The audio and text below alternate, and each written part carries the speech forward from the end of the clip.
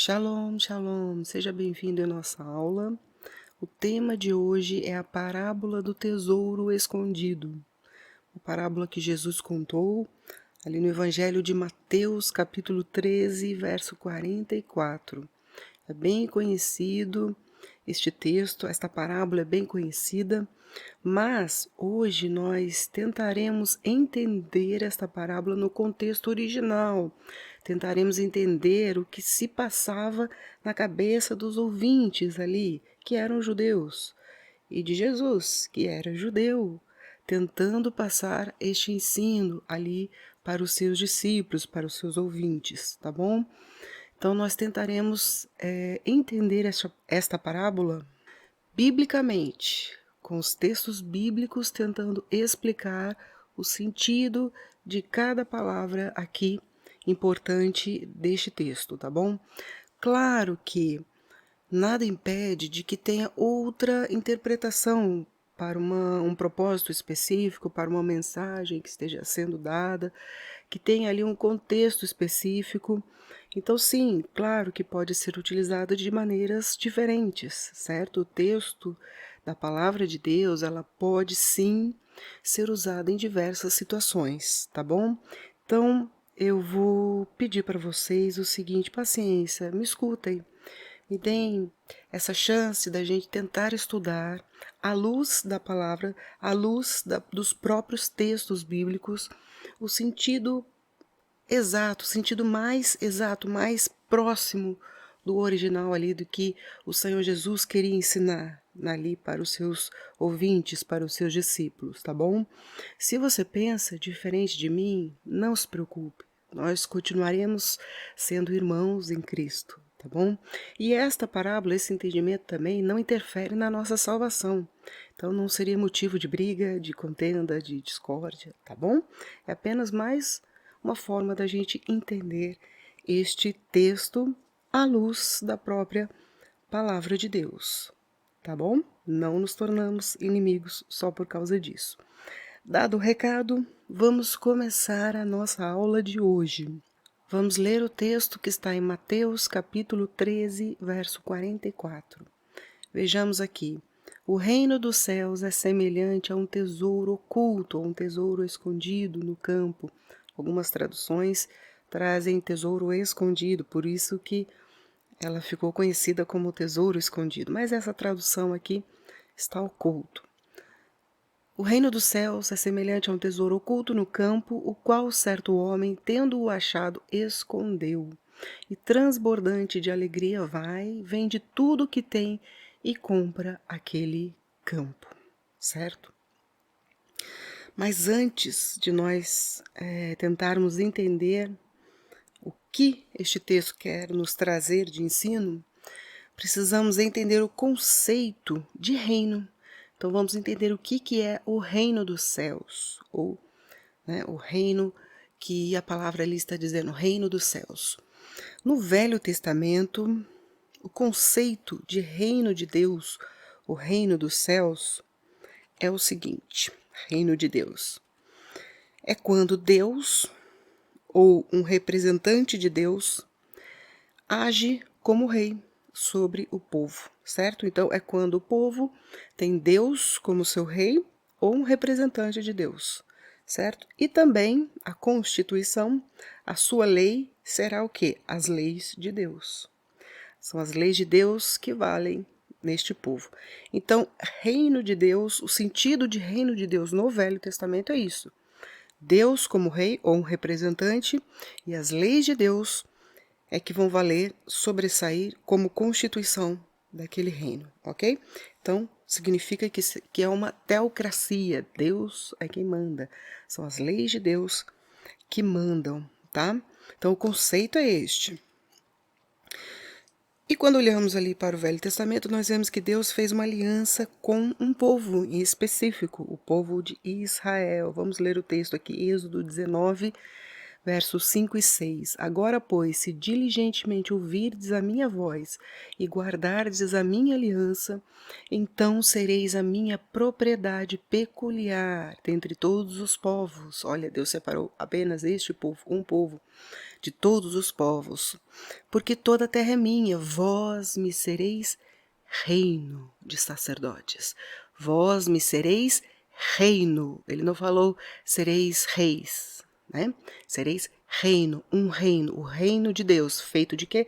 Feito de sacerdotes. Então, vós me sereis reino de sacerdotes e nação santa, os santos do Senhor, né? Nação santa, separada do mundo, separada da idolatria e do paganismo que existia no mundo naquela época.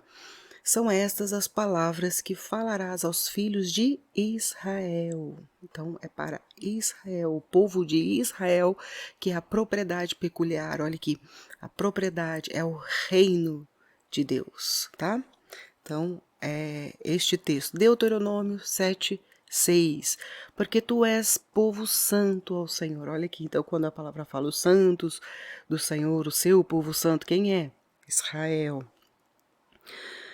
Porque tu és santo ao Senhor, teu Deus, o Senhor teu Deus te escolheu. Olha, o povo escolhido de Deus, Israel, para que lhe fosses o seu povo próprio de todos os povos que há sobre a terra.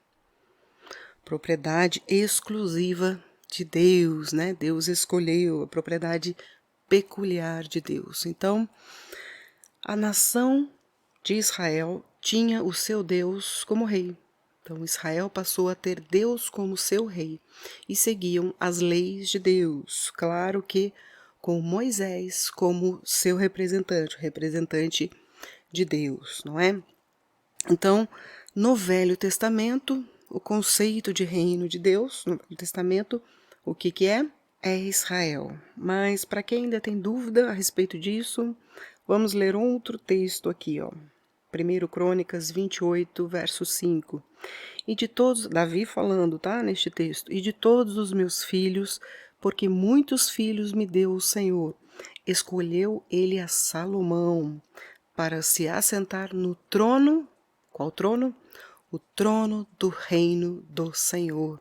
Sobre onde? Sobre Israel, sobre este povo de Israel. Qual é o reino do Senhor? Israel. Então, este texto mostra para nós que o reino do Senhor, o reino de Deus, e por que está Senhor aqui em maiúsculo, né? Todas as letras em maiúsculo ou caixa alta? Porque aqui é o nome próprio de Deus, tá? E que não é pronunciável. Dizem que se perdeu a pronúncia. Então, o tradutor colocou o Senhor, tudo em maiúsculo, mas aqui é o nome próprio de Deus. Então, é o mesmo que dizer reino de Deus. Se fosse no Novo Testamento, seria reino de Deus. Então, o reino do Senhor, o reino de Deus. Quem é no Velho Testamento? Israel. Então, você pode perguntar para qualquer judeu o que eles entendem de reino de Deus. Eles vão falar isso, Israel. Então, no Velho Testamento é Israel. Não tem como fugir dessa, tá? O Velho Testamento, o reino de Deus é o povo de Israel. E no Novo Testamento, será que permanece este conceito? Vejamos aqui. Reino de Deus ou reino dos céus? Já vamos começar com essa pergunta, porque no Novo Testamento nós vemos essas duas possibilidades, né? Reino de Deus e por vezes é falado reino dos céus. Por que isso acontece, né? Na verdade são a mesma coisa, os dois. Tanto o reino de Deus quanto o reino dos céus é a mesma coisa. Os dois são o mesmo, tá? E, na verdade, isso aconteceu ali se eu não me engano, no quarto século, né? Constantino, ele trouxe um conceito de que reino de Deus seria o reino aqui na Terra, tendo Deus como seu representante, e naquele tempo, então, seria o cristianismo, quando o cristianismo se uniu ao poder político, né? E reino dos céus, então, seria lá no céu, uma coisa separada, no céu. Então, quando acabasse aqui, a pessoa morre, vai para onde? Vai para o reino dos céus, no céu, e acabou. E aqui na Terra é o reino de Deus. mas biblicamente não existe essa separação. Os dois são a mesma coisa, tá bom? Os dois são o mesmo reino, tá? Vamos entender aqui o porquê eles passaram a falar dos céus, reino dos céus. São dois os motivos, né? O primeiro é não pronunciar o nome de Deus. Então, lógico, o Novo Testamento foi escrito em grego, mas eles não falavam grego. Eles falavam aramaico e hebraico. Então, quando eles falavam o nome de Deus, né, a referência a Deus, usavam o nome próprio de Deus, certo? Entre eles. Mas, quando era abertamente, quando tinha a possibilidade de um gentio ouvir, eles passaram, então, a usar essa expressão dos céus, porque o pagão poderia aprender o nome de Deus, e um dos mandamentos é não falar, proferir o nome de Deus em vão, então o nome próprio de Deus em vão.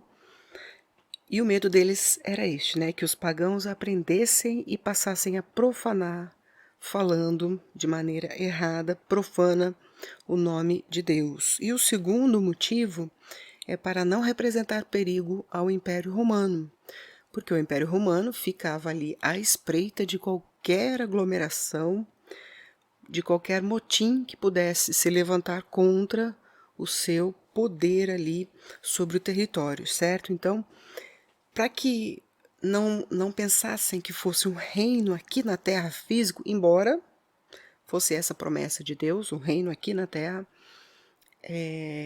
eles começaram a usar esta expressão dos céus, reino dos céus, para que também não fosse perigo, não representasse perigo para quem ouvisse, né, um dedo duro ali fosse contar para os guardas romanos, certo? Então são os dois motivos principais porque eles passaram a falar mais reino dos céus, mas é a mesma coisa. Vejamos aqui um texto no Evangelho de Lucas 17, versos 20 e 21. Interrogado pelos fariseus sobre quando viria o reino de Deus, Jesus lhes respondeu: não vem o reino de Deus com visível aparência. Nem dirão, ei-lo aqui ou lá está, porque o reino de Deus está dentro de vós. Então, no Novo Testamento, quando Jesus ali é questionado pelos fariseus, quando viria o reino de Deus, porque os judeus esperavam o Messias, justamente com a promessa de trazer e implantar aqui na terra o reino de Deus, certo? A resposta de Jesus foi essa: não vem com visível aparência, né? Está dentro de vós. E agora? Vai ser ou não vai ser o reino físico? Ou vai ser dentro, apenas dentro? Mas vamos ver aqui.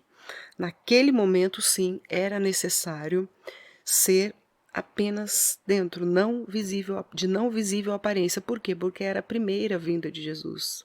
A primeira vinda de Jesus ali foi a implantação da nova aliança.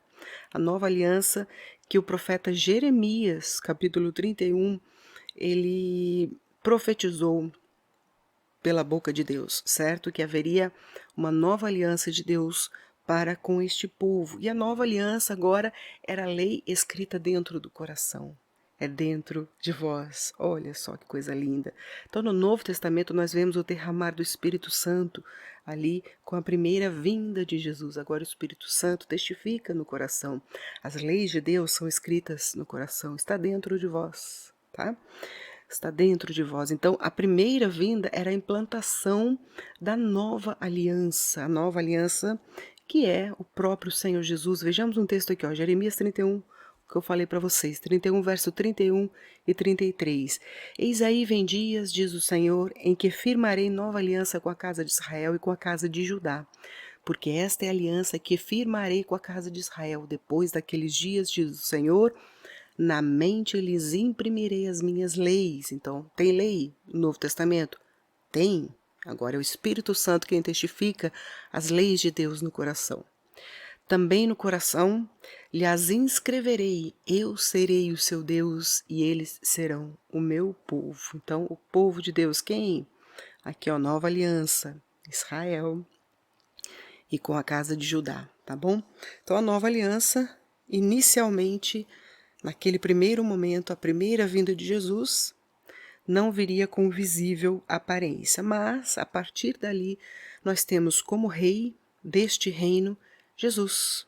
Então, Jesus agora passou a ser o rei, o representante de Deus, né, no reino de Deus. E qual é a lei usada? Continua sendo, sendo usadas as leis de Deus, mas agora escrita no coração, Espírito Santo dentro de nós. Ele testifica a vontade de Deus, certo?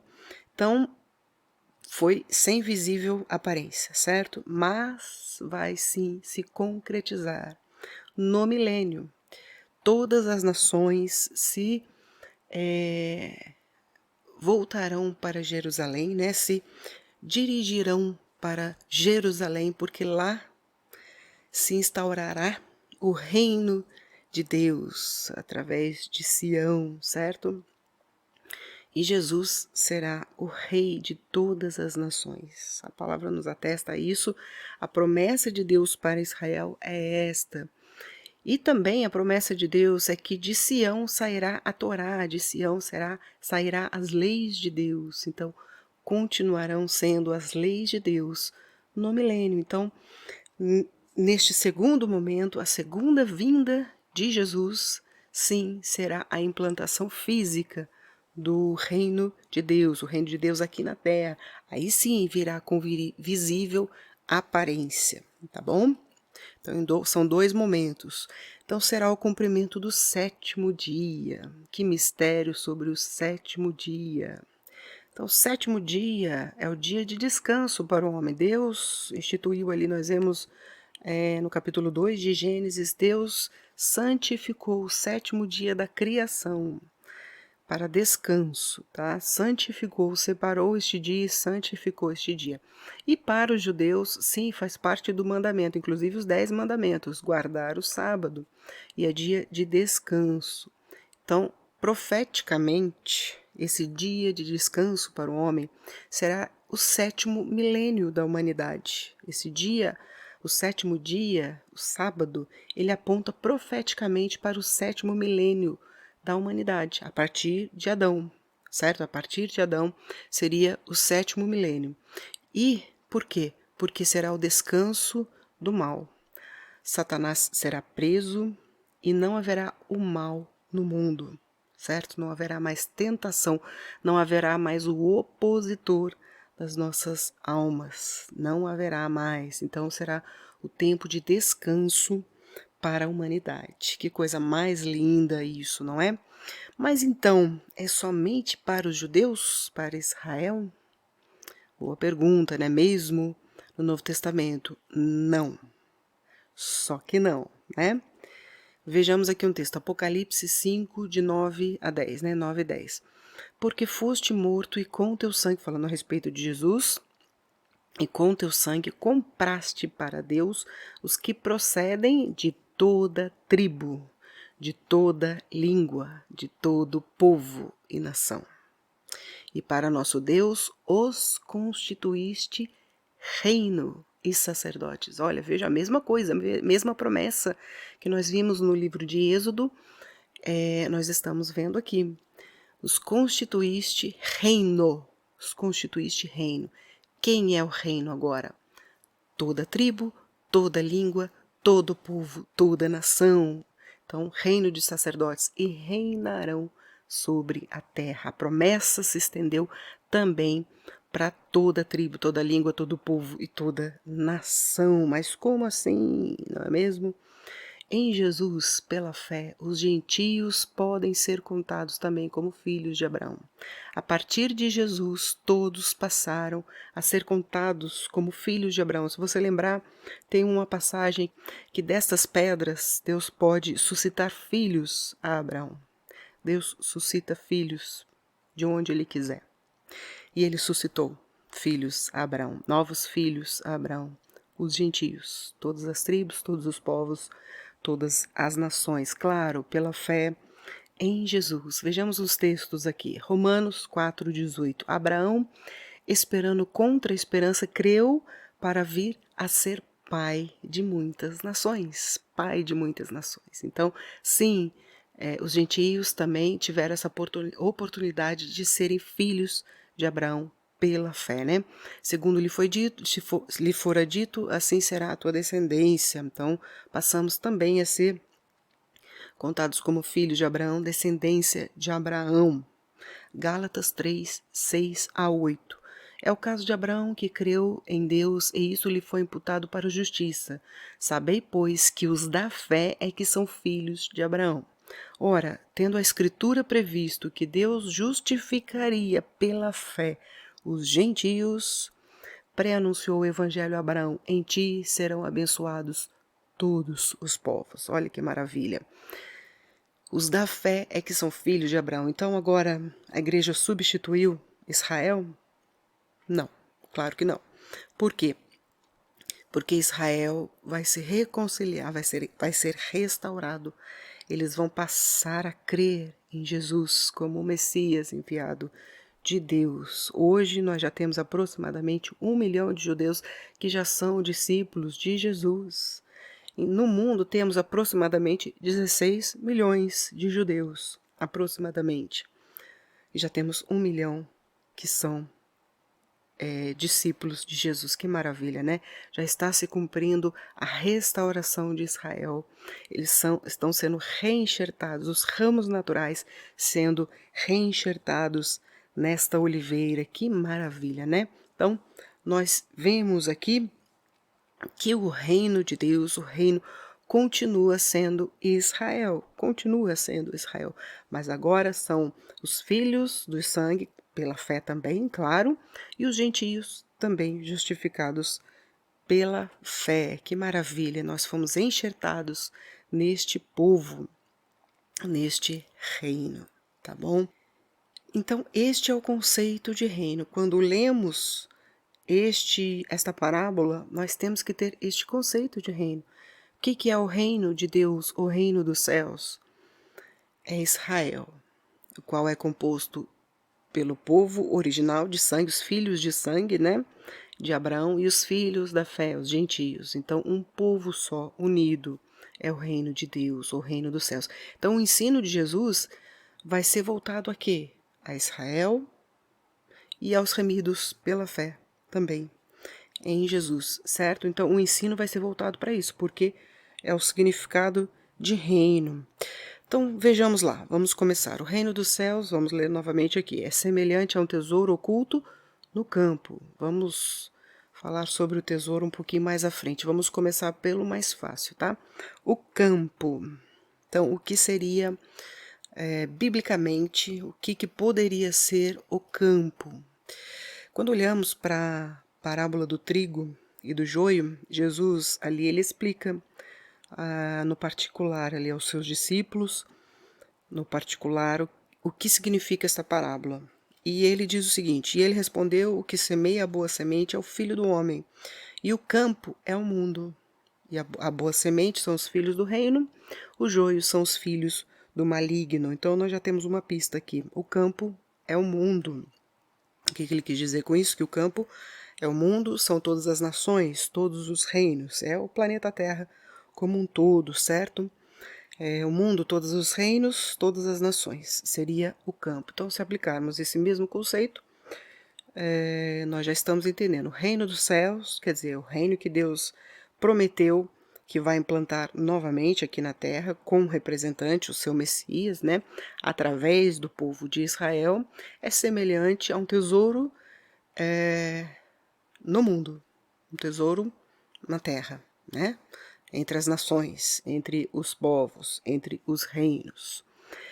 Próximo que nós vamos ver é quem é este homem, o qual certo homem, tendo achado, escondeu. Então, quem seria então este homem, certo?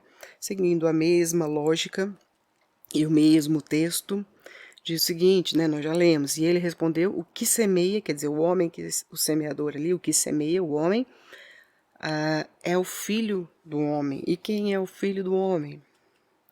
Jesus. Jesus é o filho do homem. Então, nesta parábola, o semeador, ou o homem que semeia, é o filho do homem, é Jesus. Então, se ele já explicou isso na parábola anterior, nós podemos até entender que sim, pode ser Jesus, o homem que encontrou o tesouro no mundo. Ele encontrou entre os reinos, entre os povos, entre as nações, ele encontrou um tesouro, certo? Vamos um pouquinho, ainda não vou falar do tesouro, ainda não.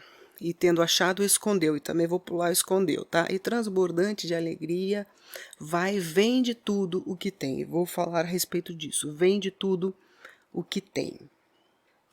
Então vejamos quem vendeu tudo o que tinha para comprar este campo. E para entendermos quem vendeu, vou fazer duas perguntas aqui para vocês. A primeira é a seguinte: quem vendeu tudo o que tinha? Será que você realmente sabe quem vendeu tudo o que tinha? Você? Eu? Será? Segunda pergunta: quem pagou o alto preço de cruz? Agora ficou mais fácil da gente entender, não é? Muitas vezes eu cantei na minha infância, adolescência, um louvor que chamava Alto Preço. Eu sei que foi pago um alto preço. A respeito de Jesus, o alto preço, quem pagou? Agora me diz você, quem pagou o alto preço? Com certeza, não fui eu. Com certeza, não fomos nós. Foi Jesus quem pagou o alto preço. Ele deixou o esplendor de sua glória. A Bíblia nos ensina isso. A Bíblia nos ensina isso. Jesus pagou o preço, alto preço, preço de cruz, deixou o esplendor de sua glória, se fez homem, se humilhou e morreu na cruz, ressuscitando ao terceiro dia. Vejamos aqui alguns textos a respeito disso. Filipenses 5, 7 e 8. Antes a si mesmo se esvaziou, assumindo a forma de servo, tornando-se em semelhança de homens e reconhecido em figura humana, a si mesmo se humilhou, tornando-se obediente até a morte e morte de cruz. Isto sim é alto preço. Isto sim é vender tudo o que tem, né? Evangelho de João 17, verso 5. E agora glorifica-me, ó Pai, contigo mesmo, com a glória que eu tive junto de ti antes que houvesse mundo. A glória que ele tinha, e ele se esvaziou, ele perdeu. Entenderam? Quem pagou um alto preço? Quem vendeu tudo o que tinha, biblicamente falando? A Bíblia nos ensina a respeito disso. Quem vendeu tudo o que tinha? Hebreus 12, 2. Olhando firmemente para o autor e consumador da fé, Jesus, o qual, em troca da alegria que lhe fora proposta, suportou a cruz, não fazendo caso da ignomínia, ou seja, significa vergonha, e está assentado à destra do trono de Deus. A ignomínia, ou a humilhação, a vergonha. Quem suportou a cruz? Quem? Jesus, certo? 1 Coríntios 6:20, porque fostes comprados por preço. Quem foi comprado? Nós fomos comprados. Quem comprou? Jesus.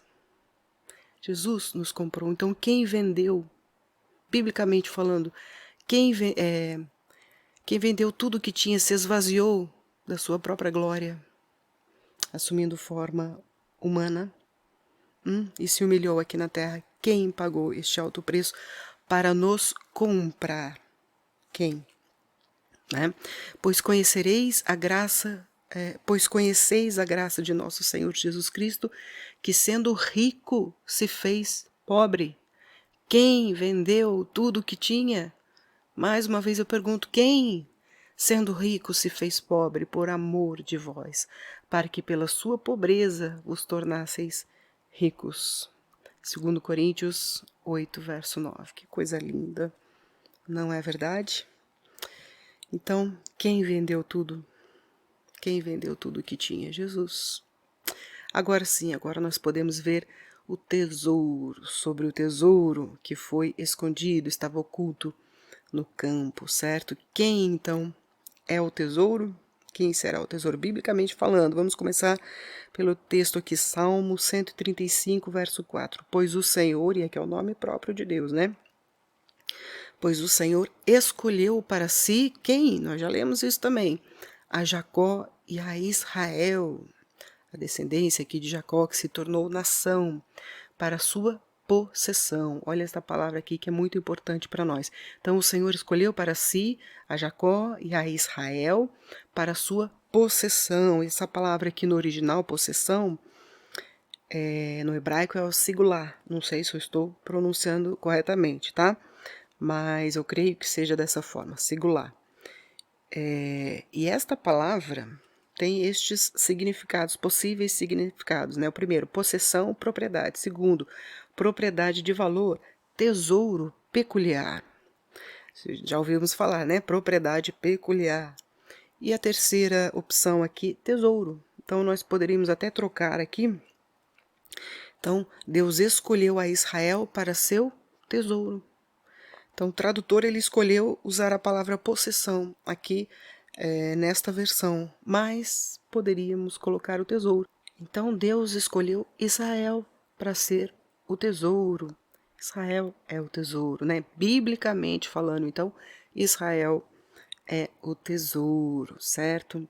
Vejamos outro texto aqui, Malaquias 3,17. Agora, este texto fala a respeito do justo que teme e serve a Deus, mas é sem distinção, o justo sem distinção, tá?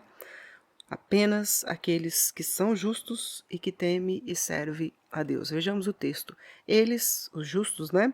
Eles serão para mim particular tesouro. Olha aqui, já está, particular tesouro. Naquele dia que preparei, diz o Senhor dos Exércitos, poupá-los-ei como um homem poupa a seu filho que o serve. Eu quero fazer aqui também algumas observações. Naquele dia e poupá-los-ei, que significa isso, né? Mas vejamos aqui o tesouro, primeiramente. Neste texto aqui, em hebraico original, o que nós temos? Singular, a mesma palavra para tesouro. Aqui o tradutor ele traduziu como tesouro. No outro texto que nós vimos, ele traduziu como possessão, mas aqui ele colocou a mesma palavra como tesouro. Então, os justos serão para mim particular tesouro. Então, os justos também são considerados para Deus o seu tesouro, certo? Mas eu também quero fazer aqui um comentário a respeito disso. Naquele dia que preparei, tem um dia que o Senhor preparou. Qual é o dia? Naquele dia, quando nós vemos ali no Velho Testamento muitas vezes esta expressão, naquele dia. Que dia? O dia que Deus preparou. É o dia do Senhor. Então, interessante isso aqui. Poupá-los-ei. Então, no dia do Senhor, poupá-los-ei. Quem? Os justos, né? Ele está falando a respeito dos justos. Poupá-los-ei como um homem poupa seus filhos. E o que significa isso? Poupar os justos, né? Vai poupar do quê? Da ira de Deus.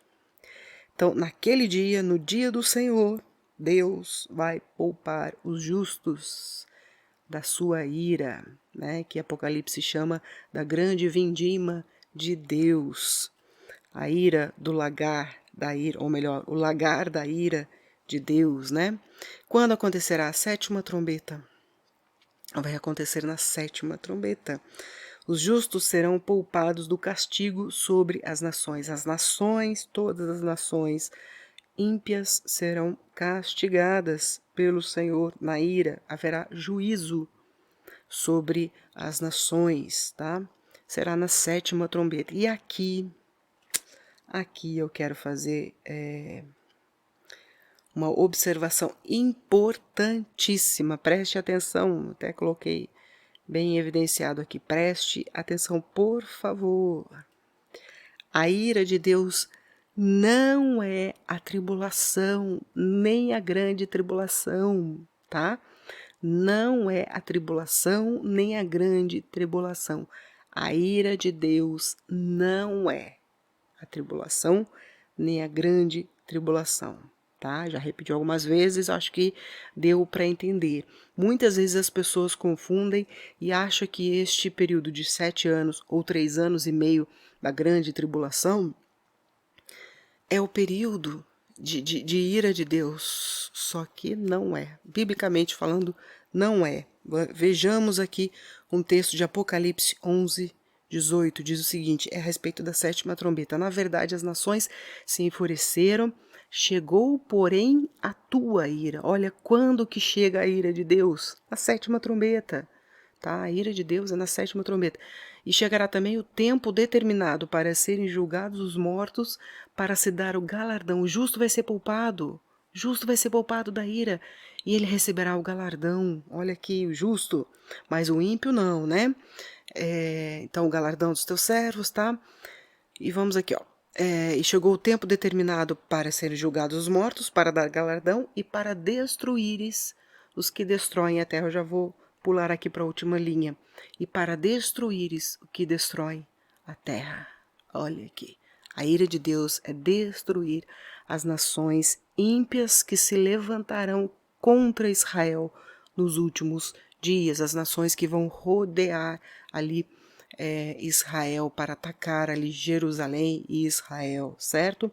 As nações ímpias, né, do governo do anticristo, que vão se levantar para tentar destruir o povo de Deus, certo? O povo escolhido de Deus, que é o povo de Israel, os judeus. Então, para destruir os que destroem a terra. E nós já vemos uma agenda correndo nos últimos tempos, né? Nós já vemos que tem muita destruição do mundo, sejam por catástrofes criadas pelos homens, tá? Induzidas por grandes tecnologias, tá? Que o homem já alcançou. Então, sim, existe manipulação do clima, eles conseguem manipular o clima. E nós já estamos vendo grandes cataclismos que estão destruindo a terra. Essa doença que também foi criada, né, e foi liberada aí, já está destruindo muitas coisas na terra, né? Essas queimadas que nós estamos vendo, muitas queimadas criminosas, então são intencionais que nós estamos vendo. E é bíblico também, né? O Senhor já profetizou a este respeito. A ira de Deus será contra estes que destroem a terra, tá bom? Então, o tempo da ira que vai chegar na terra será na sétima trombeta. O justo não, o justo vai ser o tempo que o justo vai receber a sua recompensa, o seu galardão, né? Aos teus servos, os profetas, aos santos e aos que temem o teu nome, tanto os pequenos como aos grandes aqui. Então, os justos serão poupados e ainda receberão galardão neste dia, no dia do Senhor, tá? Entendido? Então, os justos são os justos que são o particular tesouro de Deus. Biblicamente, nós vimos o texto em que Israel é o tesouro de Deus, né? O particular tesouro de Deus. E aqui também, Malaquias nos diz que os justos também são tesouro. Mas então vem a pergunta, mas enfim, quem é o tesouro? Israel ou os justos sem distinção? Vejamos, os dois. A resposta é o seguinte, os dois. Então sim, serão os judeus que serão restaurados. A Bíblia nos atesta isso, que há uma promessa de Deus de restauração para Israel. Sim, eles vão se reconciliar com o seu Deus, e já estamos vendo isto acontecer devagarzinho, mas está acontecendo, né? E os gentios, então são os judeus restaurados, mas os gentios que são os ramos que foram enxertados na oliveira. Vamos ver a respeito dos ramos. Paulo nos traz este ensino, né? Mas primeiramente vejamos aqui Jeremias 11:16 a respeito de Jerusalém, os judeus. Ele está falando, o texto é a respeito de Jerusalém, os judeus. O Senhor te chamou de oliveira verde, formosa por seus deliciosos frutos, mas agora a voz de grande tumulto acendeu fogo ao redor dela e consumiu os seus ramos. Sim, os ramos foram cortados, certo? Alguns ramos naturais foram cortados. Quem é a oliveira? Biblicamente falando, quem é a oliveira? Israel. Jerusalém aqui tipificando Israel, o povo judeu, os judeus, tá? A nação de Israel. Biblicamente, oliveira para o Senhor Deus é Israel. Eu sei que você deve estar pensando o seguinte, mas a vida inteira eu cantei um hino, um louvor que falava, né, oliveira verdadeira, Jesus Cristo é, certo? Existe esse louvor mesmo. tudo bem. Mas, biblicamente, é o que eu estou falando para vocês, nós estamos tentando estudar, entender a Bíblia pela própria Bíblia, certo? O que ela mesma nos ensina, certo? E a Bíblia nos ensina que Deus, aqui é o nome próprio de Deus, o Senhor, te chamou de oliveira verde, chamou a Israel de oliveira. Então, sabendo disso, este contexto, vejamos Romanos, capítulo 11, versos 17 a 24. Se, porém, alguns dos ramos foram quebrados, e aqui ele está falando a respeito dos judeus que não aceitaram Jesus como Messias, né, os ramos naturais. Jesus, como Messias, não foi aceito por estes ramos. E tu, aqui falando aos gentios, né, aos romanos, lembrando que é carta aos romanos, aos gentios, que estavam em Roma. E tu, sendo oliveira brava, então os gentios são comparados à oliveira brava. Algumas traduções trazem como zambujeiro bravo. E é diferente da oliveira verdadeira, tá? Então ele está dizendo o seguinte: e tu sendo uma espécie diferente de oliveira, e tu sendo oliveira brava, foste enxertado, preste atenção, foste enxertado em meio deles. Deles quem? Os outros ramos que são naturais. Em meio deles, e te tornaste o quê? Participantes. Donos? Não. Participantes. Vocês tomaram lugar? Não. Vocês se tornaram participantes, né? Então, e te tornaste participante da raiz e da seiva da oliveira. A raiz fala dos patriarcas, da aliança de Deus com este povo, os patriarcas desta aliança, né? E da seiva da oliveira, as alianças. Justamente as alianças e as promessas que correm a respeito deste povo. Então, nós nos tornamos participantes dos patriarcas, também nos tornamos filhos de Abraão, certo? De Isaac e Jacó, e participamos da mesma seiva, as mesmas promessas, as mesmas alianças, tá bom? Continuando aqui, não te glories, ó, você que é zambujeiro, você que foi enxertado, você que agora só participa, você pegou o bonde andando, tá? E já quer sentar na janelinha? Como assim, né? Não te glories contra os ramos. Quais ramos? Os ramos naturais. Você que é zambujeiro, não te glories contra os ramos naturais, tá? Porém, se te gloriares, sabe que não és tu que sustenta a raiz, mas a raiz a ti, tá? Não é você que vai sustentar os judeus agora não, tá? A salvação não vem de vocês. Jesus falou, a salvação vem dos judeus. Então, é de Israel que a salvação vem. A raiz, os patriarcas, vem da raiz de Israel, que são os patriarcas, vem de Abraão. Então, quem te sustenta? Israel. Você só tem aliança que você é participante hoje por causa de Israel, porque você foi enxertado. Agora você participa dessa mesma aliança, dessa mesma seiva. E você tem a mesma raiz. A raiz que te sustenta é Israel que te sustenta. Essa aliança que você tem é por causa de Israel, só por isso. É isso que te sustenta. É o que Paulo traz aqui de ensino, e isso é extremamente importante nós entendermos. Continuando, 19, dirás, pois, alguns ramos foram quebrados, dos naturais, né? Alguns ramos foram quebrados para que eu fosse enxertado. Bem, pela sua incredulidade, a incredulidade dos ramos naturais, né, foram quebrados. Tu, porém, os gentios, tu, porém, mediante a fé, estás firme. Não te ensoberbeças, mas teme. Olha, não te glories, não te ensoberbeças.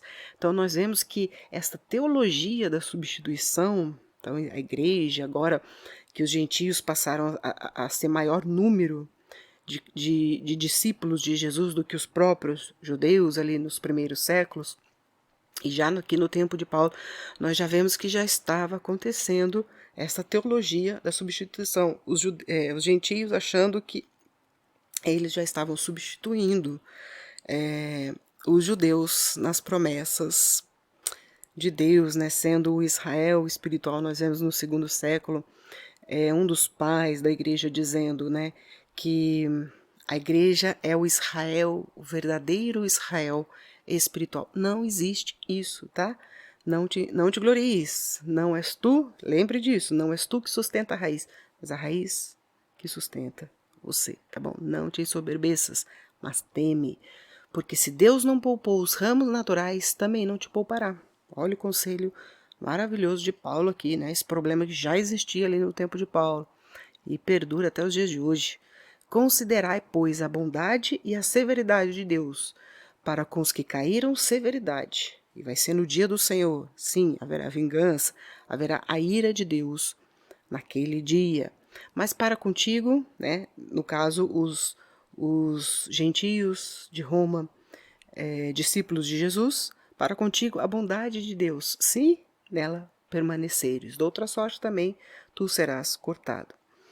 Eles também, se não permanecerem na incredulidade, se eles passarem a crer, serão enxertados, pois Deus é poderoso para os enxertar de novo. Afinal, eles são ramos naturais, né? Pois se foste cortado da que por natureza era oliveira brava, e contra a natureza enxertado, olha aqui, você foi enxertado, tá pegando carona, né, nessa promessa. Foste enxertado em boa oliveira, quanto mais não serão enxertados na sua própria oliveira aqueles que são ramos naturais. Olha que lindo, acho lindo demais este texto de Paulo, esse ensino de Paulo para nós. Nós fomos enxertados, aproximados a Israel. Ingressamos nesta nação, neste povo, através de Jesus, fomos enxertados neste povo. E sim, haverá uma reconciliação de Deus para com este povo. Sim, eles vão passar a crer em Jesus como o Messias enviado. E sim, farão parte da nova aliança também, a nova aliança em Jesus. Certo? Então, enfim, quem é o tesouro? Os judeus, que serão restaurados, mas os gentios, os ramos que foram enxertados nesta oliveira, certo? Então são os justos, porque os judeus, pela fé também, que serão restaurados. E então podemos dizer que são todos os filhos do reino. Estes aqui são os filhos do reino. O tesouro são os filhos do reino, quais fazem parte os judeus restaurados e os gentios enxertados, certo? Enfim, continua sendo Israel. Então, o tesouro continua sendo Israel, unidos em uma só nação. Aqui, judeus e gentios, uma só nação. Coisa mais linda, né? Então, este é o tesouro, biblicamente falando, para nós entendermos esse texto. Então, vamos lá. Voltando agora também, escondeu, o qual certo homem, tendo achado, escondeu. Por que escondeu? Vamos ver por que foi necessário esconder. E vejamos esse texto aqui a respeito da tentação de Jesus, Mateus 4, 8, 9. Levou ainda o diabo a um monte muito alto, mostrou-lhe todos os reinos do mundo e a glória deles. E lhe disse, tudo isto te darei, se prostrado me adorares. Olha que interessante, a tentação de Jesus. O que nos mostra esse texto? Que o diabo, ele tinha o domínio dos reinos do mundo e a glória, de todos os reinos do mundo. O diabo tinha o domínio. Então, por que ele precisou esconder? Por causa disso, por causa do diabo. Então, ele faz até a promessa, eu te dou. Por que ele pode dar? Porque está com ele o domínio, o poder sobre o mundo, sobre todos os reinos e todas as nações, certo? Então, Jesus precisou esconder para primeiro conquistar o direito e o domínio sobre o campo, o mundo, os reinos do mundo, certo? Ele não tinha morrido ainda na cruz, ressuscitado ao terceiro dia. Ele ainda não tinha pago o alto preço. Então, nós vemos que ele precisou esconder, e apesar dele já ter pago o preço, ele já pagou o preço, ele ainda não tomou posse, né? Não tomou posse do mundo, dos reinos.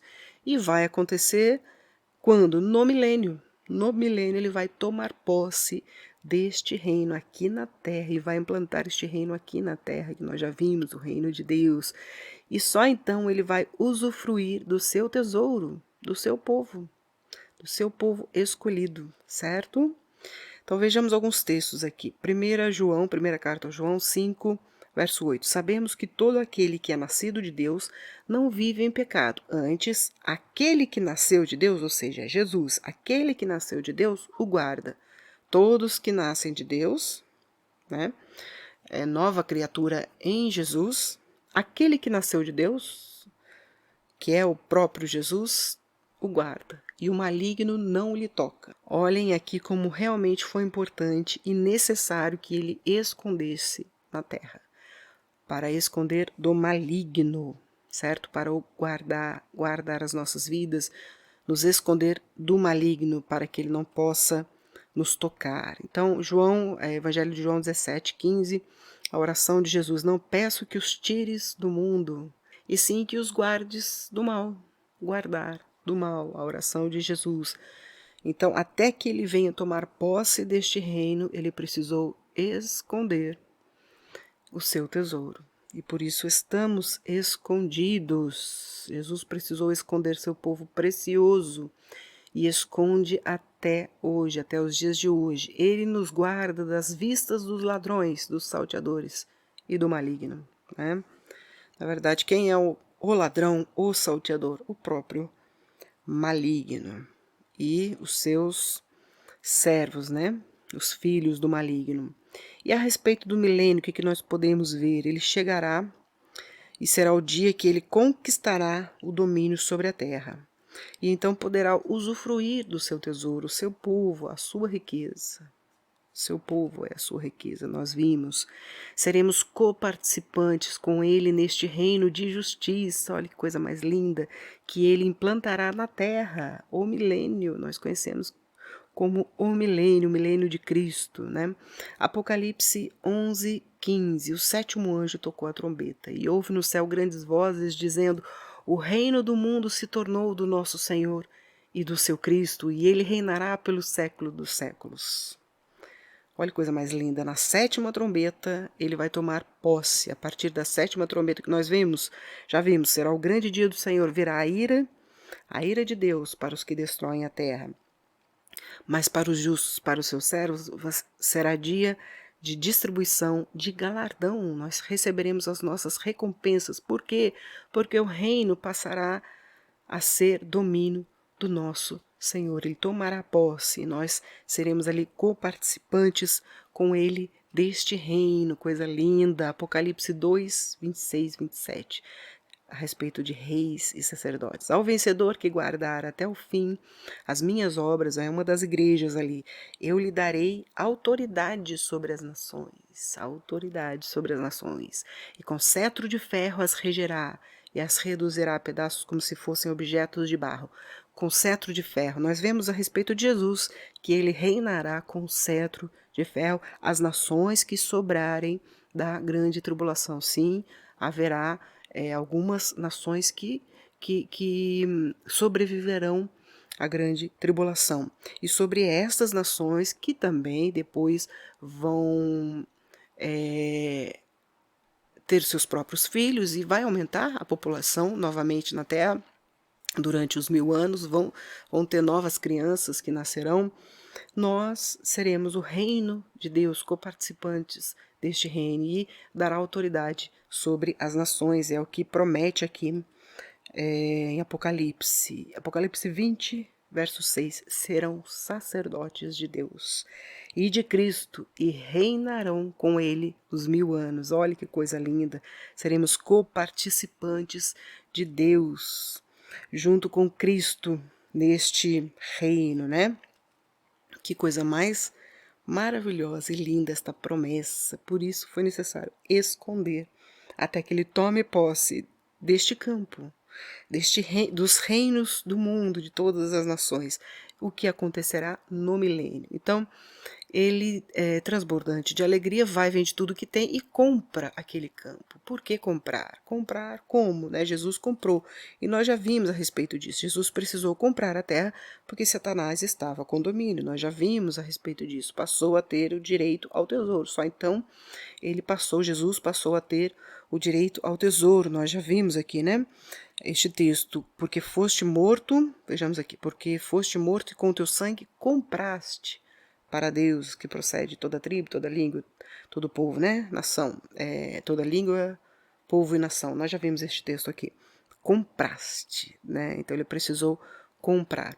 Tomará posse de seu domínio no milênio. Também já vimos isso. Só então ele passará a usufruir do seu tesouro. Então ele precisou comprar o campo, os reinos deste mundo. E é interessante que ele fale transbordante de alegria. Jesus fez isso, ele pagou um alto preço pelas nossas vidas, mas ele fez isso com alegria por nós. Com muita alegria, transbordante de alegria. Nós vemos aqui, profeticamente, Isaías 65, 19, diz o seguinte: exultarei por causa de Jerusalém. A alegria está em Jerusalém, no seu povo, aqui tipificando o reino de Israel, né? O reino, a nação de Israel. E exultarei por causa de Jerusalém e me alegrarei no meu povo. A alegria do Senhor está no seu povo. Deixa eu até terminar aqui. E nunca mais se ouvirá nela nem voz de choro, nem de clamor a partir do milênio. Aqui, ó. A partir do milênio não terá mais choro, nem voz de clamor. Que coisa mais linda, né? Evangelho de João 15, de 11 a 13. Tenho-vos dito essas coisas para que o meu gozo, a minha alegria, a minha felicidade, a minha alegria esteja em vós e o vosso gozo seja completo. O meu mandamento é este, que vos ameis uns aos outros, assim como eu vos amei. Ninguém tem maior amor do que este, de dar a alguém a própria vida em favor dos seus amigos. Não existe amor maior do que o de Jesus, que entregou a sua vida por mim e por você. É isso que o texto está falando.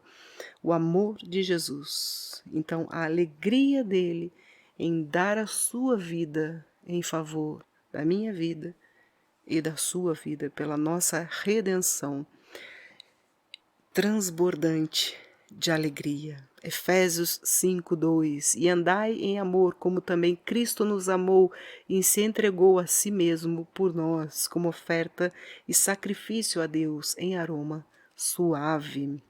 Nós vemos a parábola da ovelha perdida, e indo para casa, reúne os amigos e vizinhos, dizendo-lhes: alegrai-vos comigo, olha a alegria aqui, porque já achei a minha ovelha perdida. Digo-vos que assim haverá maior júbilo no céu por um pecador que se arrepende do que por 99 justos que não necessitam de arrependimento. Então, a alegria do Senhor, quando há a restauração de uma alma, há uma reconciliação do homem para com Deus através do arrependimento, seu arrependimento e a sua fé em Deus restaurado. Que coisa mais linda, a alegria do Senhor. Ele fez isso por amor e para o nosso resgate, por amor, com alegria. Esta é a alegria dele, de nos reconciliar com Deus. Que coisa mais linda, não é mesmo? Então nós vimos aqui a parábola do tesouro escondido. E agora, quando nós lemos este texto, nós já passamos a entender o reino do céu, já temos noção do que significa o reino dos céus no Velho Testamento e no Novo Testamento. O reino dos céus é semelhante a um tesouro. Que tesouro? Um povo, uma nação que Deus viu ali, algo especial, algo de valor. Um tesouro oculto no campo. Estava escondido, mas ele encontrou diante de todas as nações, diante de todos os homens, podemos até dizer a respeito de Abraão, diante de todos os homens, ele escolheu um, achou um que tinha valor, diante de um mundo cheio de ímpios, que não queriam saber de Deus, entregues aos seus deuses, aos seus ídolos, ao paganismo, né? E o qual certo homem, Jesus, tendo achou, escondeu, guardou para o tempo propício ele tomar posse deste tesouro. E transbordante de alegria, ele vende tudo que tem, ele se entregou por mim, por você. Se esvaziou da sua glória, pagou o alto preço com muita alegria e por amor às nossas vidas. E por amor e alegria à nossa redenção nele, certo? Vende tudo que tem e compra aquele campo. E chegará o dia, e está breve, em que ele tomará o domínio, tomará posse do seu direito a este campo, aos domínios deste mundo, aos reinos deste mundo, e então ele vai usufruir do seu tesouro. Este tempo está próximo, está muito próximo. Será a segunda vinda de Jesus. Sim, Jesus voltará e vai implantar aqui na terra um reino de justiça e de paz. E nós temos a chance hoje de sermos coparticipantes com Ele neste reino. Espero que eu tenha contribuído para vocês com mais uma forma de nós entendermos esta parábola com um olhar bíblico, com a própria Bíblia, tentando explicar o contexto deste texto, certo? E eu desejo que Deus abençoe a todos vocês.